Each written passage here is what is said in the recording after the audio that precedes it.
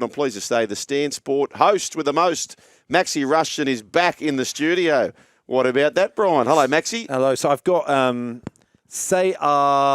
De Silva. Oh, Is that good? Do you like that one? Yes. The artist formerly known as Rinse. Yeah, That's good, That's isn't great. it? It's Well, pretty someone strong wanted stuff. Rinse Harry. Yeah, okay, still works. It's the same joke, isn't it? joke. It's a sort You're of just sort of Prince Rinse thing. I just wasn't listening. It's the first time I haven't listened to the first hour of this right. excellent program. How's the show going? Oh, Good, it's good, flying. Max, good. We were good. talking about Kate Middleton and the were famous you? photo. Yeah. You were thinking that maybe it might be photoshopped.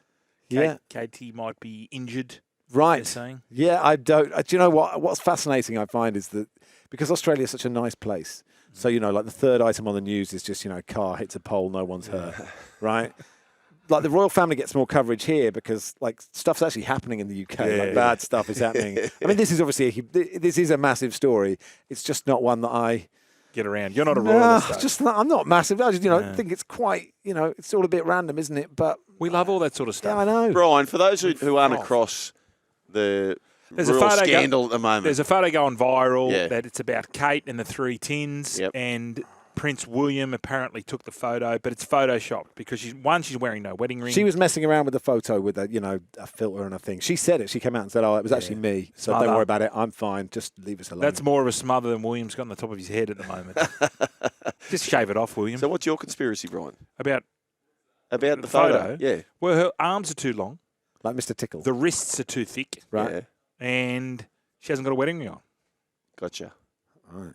So Just because I'm English, it doesn't mean we have to talk about the royal family. No, but I feel like I'm, do you know what's funny is on all those morning shows, Today Show, Sunrise, whatever, they're always crossing to like a posh man in a house in southwest London whose living is just to make up stuff about the royal family to people in Australia. Yeah. Like genuinely, that man is just right. walking around London. Trying to be as posh as possible. Yeah. Like he's probably just like a proper Cockney, and his wife's going, "What are you doing later?" He's going, "I've got to talk to Australia." Oh, hello, here I am to make up some more stuff, and you just drink the Kool-Aid. We drink the Kool-Aid, don't we, Brian? Surely there's something else to talk about. How many stories can we cross about cars hitting poles? That's exactly Well, right. that's a very good point. Just be aware that this is a lovely country. It is. I mean, not without problems, but still it is a lovely place. Have you been here before? Australia? Yeah. I have been here before, yeah. No, do you not remember before you met your wife? Yeah. I drove a Mitsubishi Star Wagon. You love Mitsubishi. Are you on the payroll? Sorry, I drove a Hyundai. Silly me. Back in 1998, I drove a Hyundai JLloyd up the East Coast from, it fits in everything, from Sydney to Cairns with my friends Nick and Fraser. Okay. Yeah, so that was good. But you hadn't met your wife yet. It is fortunate that I didn't meet her then. Okay, gotcha. Yes. So if I was 18 and yes. If you were sort of at college or wherever the case may be, in England, and there was a pie chart as to places people want to go, is it America? Is it other parts of Europe? Is it Australia? Where would we sort of plot? I think Australia is a real rite of passage. It is entry-level travelling. Yes. Solo travelling for a young gentleman. Yes. Yeah. I would say. It's with us too. Yeah. But you don't get the Heathrow injection. We get the Heathrow injection. So you land at Heathrow and then what happens? No, we become fat. Yeah. Oh, really? So when we're young, we go over there, 18, 19, and that's the famous thing. You get the injection, the Heathrow injection. Yeah. Which means you just become for deepers. Nothing to do with all the drinking. No, I know. That's what I'm saying. It is. That's what it is. Yeah, I was going to ask. Did you No, both get that? I never did it. No. I never did it, but I've had friends who come back. Just enormous. I'm still recovering. Yeah. But you come out here and it's all, you drive up to You suddenly have to put a vest on, a singlet, you would say, and you have to just start running around. Yes, don't and you start That's to have it. to start It's the scuba lifestyle. diving. Do you know, on my radio show in the UK, we don't lie about the fact I'm in Australia, but we just don't make a big deal of it, right? Because who wants someone to go, I was at the beach all day when it's, and I'm a bit tired 'cause it's late at night when it's, bucketing down with rain, Correct. in the UK. And then suddenly it was sponsored by Move to Australia, right? So I had to constantly sell the idea of move for work, stay for the lifestyle, and all the listeners thought I was in on it, but I wasn't getting a cut. Have you ever heard of the Contiki Tours over I'm in aware of those, yeah. You ever been on one? Any of your mates ever gone No, on I it? didn't. The closest I think I went was the Kiwi Experience, which was a green bus around New Zealand. Yes. Where they basically say, do you want to go skydiving today? Tick this box. It was almost like untick the box if you don't want to do it. So without even noticing, you were just hurling yourself out of an aeroplane, you know, or like sort of like doing a drag act for no reason. You're just like, all right, well, this is what happens in New Zealand. It's a curious way of existing, but because we came up with the business venture. We want I like a business venture. Yeah, well, I'm here to invest. Rather for Contiki's 18 for 35s, and it's quite. You know, when you go on there's a lot of crisscrossing and there's a lot of dalliances. We want to do it for the 30 or the 40s to the 55s. Wow. So you're divorced and you come back. Okay, sort of like a sort of swinging party on Correct. a bus. Okay. Yeah, well, that's pretty much it. But it's a bit nicer because usually, well, probably not because you're divorced, so you haven't got any money. No. You're broke. Or you got heaps, one of the two. Yeah, that whoever is true. side you're on. That's tricky, isn't it? I mean, I'm not into swinging, but whatever, you know, as long as everyone's happy and it's all... You know, swinging's in not on my it. go. No, I don't mind peering through glory holes. No, I'm not. That's not me either. Moore Park. Shout out to Moore Park Field 4. The people go. The bosses just they go out in the afternoon, and that's what happens. They go, this is a sports station 24/7, and there's just this void, and they're just like SEM. What do E stands for? Oh no, erotica. Wow. Okay, but like it's always good to learn, isn't it? It is. Let's get into it. Okay. What's Arsenal doing? Okay, so Arsenal hadn't got through to the last 8 quarterfinals of the Champions League in 14, 15 years, and they were 1-0 down to Porto going into the game this morning. It was a brilliant game. I mean, it wasn't like an amazing game of football, but it was so tense. And Arsenal are on an amazing run in the Premier League. They're top of the Premier League. They won their last 8 games. They've been scoring buckets of goals, but Porto were brilliant. They've got this 41-year-old called Pepe, right, who played for Real Madrid for years. 41? Yeah, I know. And he was amazing, right? He's a proper S-house, you know, like he's into the dark arts of the game. But he was peerless last night. He was so good. And Arsenal just couldn't break them down. Eventually they scored 1, but the game went to extra time, went to penalties. And the hero was the Arsenal goalkeeper, David Raya, who Mikel Arteta, the manager, brought in at the start of this season. Quite controversial because the previous goalkeeper, Aaron Ramsdale, actually did pretty well last year. He saved 2 penalties. Arsenal are through. It's a really massive moment for this club because they are an enormous club with a pretty terrible European record as it goes. They've never won this competition. And they could win it, right? They could. Really? It's the quarterfinals. All the big teams are through, which is kind of what you expect and kind of what you want. It's weird. You want the underdog to win, but then you want the big games in the quarterfinals. So now we've got so far, if I remember them all, Paris Saint-Germain, Bayern Munich, Real Madrid, Barcelona, Manchester City, Arsenal, all through. And then tomorrow morning, Inter Milan play Atletico Madrid. Inter on amazing form, flying in Italy. They're 1-0 up going to Spain, but you can never write off Atleti. And then PSV Dortmund is probably 2 of the lesser lights against each other. You'd imagine Dortmund would go through. That game's in Germany, and it's 1 apiece going to the second leg. But yeah, it's ramping up. It was... You know those games where it's just the tension, you can just feel it. It's like everybody kept cutting to the Arsenal fans and they were just in agony because like all sport, it's actually not good for you. Like scientists have done the studies. Correct. It's really unhealthy. We should all get... Cheering for teams. It's actually really... You should actually get other interests. You'd be much better off if this whole station was not dedicated to erotica, but just to like gardening Sports, or something. Erotica. Just gardening. Like something, but the whole thing is so straight. You could see it on the Arsenal fans' faces, but it was great this morning. Isn't the converse true, Brian? Like when your teams had a win... I think the romance numbers. Oh, yes, it is. That's fact too, isn't it? Yeah, definitely. Yeah. Just going on, this is not similar, but they put a heart monitor on a neurosurgeon when he was doing brain surgery. Yep. And his heart was whatever it was, 80 or 90. They then did the same doctor. It was in the Golf Digest. They did him on his first tee. Same heart monitor, and it went through the roof with people watching around, and it was just his club. It was just his local club. It went up to like 140 when he was on team. But there he is doing brain surgery, and so that's what happens. Brilliant. It is. That's brilliant. Can I ask you this question without Please notice? do. Is there any team still alive that haven't won Champions League? Yeah, Arsenal. Arsenal's won. Yeah, okay. One. PSV have never won it. Yeah. PSG have never won it. Okay. Sorry. Real Madrid obviously have Man City won it last year for the first time. Man City, but that's the first time they've won it. Yeah. Oh. So how many teams are we down? 16?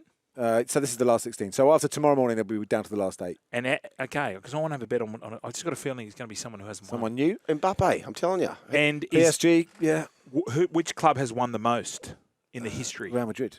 Real Madrid won it. Sort of, I think 5 times back. This is a real quiz now, isn't it? Back to back in the 50s with Alfredo Di Stefano. Liverpool have won it the second most number of times. And if I'm wrong, I mean, absolutely. What's the text line? just yell at me. But they are the two that are well out in front. 0457 736 736. Yeah. Last time we opened up, they were giving it to you. Remember they called you really douche? were quite insulting. Douche. Yeah, but that's fine. It was sort of friendly. Douchey. Friendly chat. Douchey. Yeah. Have you ever, because you've hosted a lot of radio, Max, have you ever... So, people wouldn't notice from this, but yeah, it's true. Have you ever gone into, say, like a bowling club or whatever you call it over there, like a golf club, and you've had to fill in your details? And have you ever put in the text line or the call by line? mistake? Yeah, by mistake, thinking, like, you've said it so often. I quite often do that. I'll go to, and then I go, what's my number again? But I'll be using the text line as my number. No. Yeah. But thanks for asking. Sorry, Max, was I drinking your tea? You were, but listen, we're one family here. Yeah. Sorry, you made mate. it, so very kind Good luck of you. with that. Those herpes. Yeah. We once, me and Barry were doing our radio show, and it's always a teenager. You made the tea, but a teenager makes the tea, and teenagers don't know how to make tea, right? No. They're good at all the other things, but anyhow, and we both took a sip at the same time right at the start of the show, and the milk had gone. Oh. And both of us were just done. And both of us especially dry retching. It's actually the best radio we'd ever done. But it was quite, it was sort of quite in your face for How was that 11 tea? o'clock in the morning. You happy with that tea? I would have it slightly stronger if I was going to, but it's a Critique? 7 out of 10. You don't like coffee? Because Australia has the best coffee, I love coffee. in the world. Why Yeah, I don't you have don't. coffee then? Because, I'll tell you why. Because Feels like you're just last doing week- it because Last you're week I English. had a coffee, and then I couldn't really get to sleep because it's quite late for a coffee, isn't it? Yeah, that might be the Lou Reed in it. I tend to put a bit of Lou Reed in there. Someone has to translate that for me, but that's Yeah, fine. speed, meth. Oh, okay. We don't. Yeah, no, I'm not really a meth head either, No. as it goes. Hey, on the rundown, it's got... Swinging and meth, has it? No, JLloyd Samuel documentary. What we spoke about that last time. You hadn't yet seen it. Have you seen it? I have seen it, yeah. Fascinating story. I mean, it's a total tragedy of a story with, this really interesting story. Premier League footballer, made loads of money, got into loads of debt with gambling. Really interesting that he was making so much money, but then when there's, that he stopped playing in the Premier League and the money just, your monthly salary goes down. So if you're spending more than you earn, obviously, so they couldn't feed their family, right? No, so they've got this massive house in, the north of And England. she was unaware. The wife was She unaware. had no idea what was going on. And then he died in this car crash. And his wife then found out he had another wife in Iran because he'd gone to go and play in Iran, and literally no players go and play in Iran, right? You might go, if it's not going well in England, you might go to Scotland, you might go to Europe, then you might go to MLS, you might come to A-League, you probably go to Saudi Arabia now because it's buckets of money, but nobody, I think JLloyd Samuel is the only player I can think of who went to play in the Iranian league. He started a double life, basically. But it's an extraordinary story. It's incredibly tragic. And there's, there is conflicting, I think JLloyd Samuel's sister thinks he's still alive. Or the wife had something to do with it. Yeah. And she was saying 7 centimetres shorter when they went to the coroner. But the DNA records have been, you have to believe, right? The teeth. The dental records were done and all those things. But yeah, it's a really interesting. Thank you for pointing. No, in the it's direction okay. of that. It's okay. I've got another one for you. Lover, stalker, killer. It's It's an American one. It's Midwest America. It's very, very good. What's your genre, Max? Do you like true crime? Do you like what do you like? Do you know what I love? I love a happy murder show, like Death in Paradise. Great show. You know those things where it's like Death in Paradise is awesome. a really lovely show. The weather's nice. The start with a scenario going, they're all at the volleyball club. Yep. Somebody gets murdered. There's a really happy theme tune. A bumbling detective spends an hour. Yeah. You know he's going to solve it. He solves it. They all have a drink in the bar afterwards. Everyone's like, and in every scene, because they just have each suspect. Yes. And they all have to say the line, "Look, I know that me and Janet had a fight yesterday, but surely you don't think I'm capable of murder?" And you have to nail that line. And they're all so rude to the police. Like the police came out to me and said, "Look, you're suspected of crime." I'd be like, "Oh my God!" And they're all a bit like, "How dare you come in here?" And you just carry on washing your car. You're like, Where's it filmed? Is it always in the Caribbean? That's in Guadalupe. Yeah. Guadalupe. Yeah. It is a bit That's like a the good Love gig, Boat. that, It's a bit isn't like it? the Love Boat with a murder on there. Murder on the Orient. That's a recent one that's come out, isn't it? On the Nile? Oh, Murder on the Nile. Yeah, the Love Boat was always good because it was always going to be a love story. Yeah. And you always knew who was going to hook up because Gopher was a dirtbag. Yeah. Remember Gopher? Yeah. And the Captain Stubing? Oh, He was a Stubing. pants man. The Doc was a pants man. Oh, it's good memories. Yeah, I don't know what you're talking about. You never watch a Love Boat? No. Sometimes I feel sorry for you. What do you do, Max, when you're up here? Yeah. And you want to be detached from football, the round game. So you're not working hard for Stan Sport FC. How are you spending it? Are you reading a book? being an incredible father to my toddler. Yeah. Yeah. What I about don't when know you're my up wife here? would agree with that. When I'm in Sydney, I am sleeping because in Melbourne I have a toddler. Yes. So I do the show, I go to bed, I wake up. I may have 2 naps in a day. I work in the evening because I record the Guardian podcast in the evening. You've been going to the gym, though, I can tell. I have been working out. Thank you for noticing. No, it's fine. Yeah. What about, can I talk about Premier League just for a second? Please do. How's Ange going? Has the wheels fallen off? No. The wheels were reattached firmly on Sunday. Okay. Because they're in a race for 4th place. And that gets you to the Champions League. Yes. Which is what we're desperate for, obviously. And they were playing the team in 4th. They're 5th. Aston Villa, who have a brilliant record at home, Villa Park. And Tottenham hammered them 4-0. Okay. And played really, really well. James Maddison's just hitting some form. Pape Sarr played brilliantly. Heung-min Son is scored. And I mean, there's a lot of work to do. They've got really tough games. They've got to play Liverpool, Man City and Arsenal. But they played wonderful football. Possibly his best performance so far under Ange. And they've got a game in hand. So it's in their hands, but there's a lot of football still to be played. Was the expectation when Ange took over top 4? You're a fan. Harry left. Yeah, but did you really believe not necessarily. This team was worthy No, of I thought that not having European football meant they had, so Aston Villa, for example, we're doing them on Friday morning. They're in the Europa Conference League, which is kind of the 3rd European competition. So they're playing Thursday, Sunday. Tottenham have got all that time to prepare in the week. I thought that would really help them, give them a really good chance. But the football they've played, considering what they've played for the last 3 years, has been brilliant. And there's a really interesting interview with Dejan Kulusevski, who is a Swedish winger that plays for Tottenham, came from Juventus. And he has just written about how much he loves Ange Postecoglou and like this guy is liberating him. And like Ange has a thing that Jurgen Klopp has at Liverpool, which is empathy. Yep. And it's sort of weird. Like you guys played elite sport. I don't know how many of your coaches had that. Not many. Not many. I was going to say, maybe it was a different time, but like Ricky Stewart, one of the greats. But it seems odd. It seems odd, doesn't it? That you'd have all these people in a dressing room, and if you can make them like you and believe in what you're doing, then that's only going to help you. But so few managers have it. It's and straight out of the Ted Lasso handbook. Yeah. Well, this is okay. Here's Dejan Kulusevski that you're talking about. He's speaking to the players. Sorry, Tribune. just before this, where's he from? Dejan. Sweden, right? So he's quoted as saying that Chelsea game back in November was so special. Maybe it's weird to talk about a game that we lost, especially when we just beat Villa away. But that Chelsea game said so much about what we're trying to do. When it was half-time and 1-1, Ange was very calm. Romero had been sent off, but he didn't tell us to sit back and defend. He just said, we know who we are.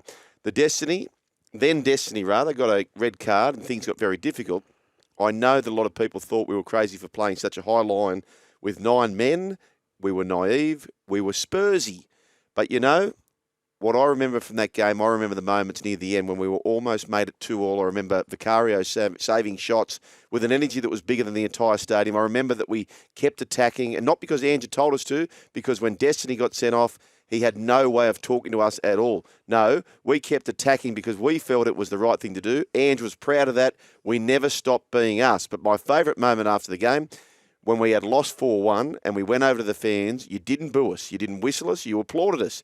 You understood what it meant. Yes, we had lost a game, but we won in life. Oh, that's got me up and about. Yeah, it's good, isn't it? I mean, we won in life. We did also lose 4-1 to our rivals, Chelsea.